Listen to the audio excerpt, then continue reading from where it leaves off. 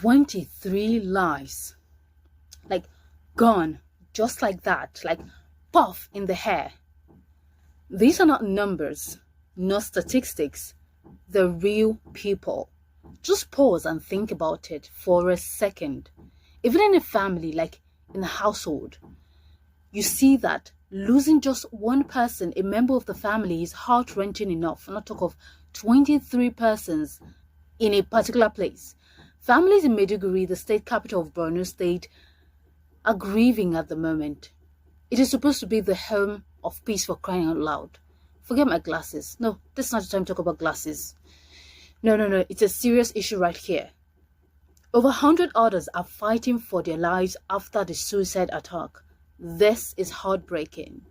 A suicide attack in the heart of Maiduguri, and the entire city is shaking. But here's the part that nobody is talking about, or it's even hard to ignore. This didn't exactly come out of nowhere. Back in April 2025, Babangida Zulum raised an alarm. He warned that Boko Haram fighters were regrouping, even taking over some areas of that state. He asked for more military support, but at the time, the federal government said security had improved. Security had improved, right? And now we have to ask, improved for who? Let's not forget that Borno State has been ground zero for over 15 years of insurgency. Over 40,000 people killed, more than 2 million displaced, and yet we're still here, still counting casualties. I even spoke to someone in the military, and the story is frustrating. Oh my God.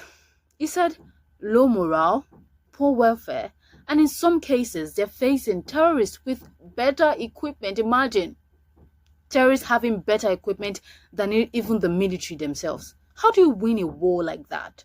Now, a lot of gossip is flying around, with some person saying President Bola Tinubu is supposed to cut short his UK trip, maybe even touch down in Maiduguri first before proceeding on his journey to the historic state, like very first state visit by a Nigerian leader to the United Kingdom in decades. Well, you can't cancel that, right? So the question is, what really matters in moment like this?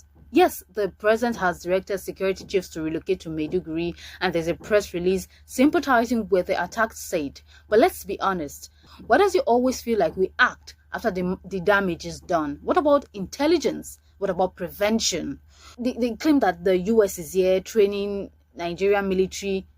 What is the point of the training with all of this attack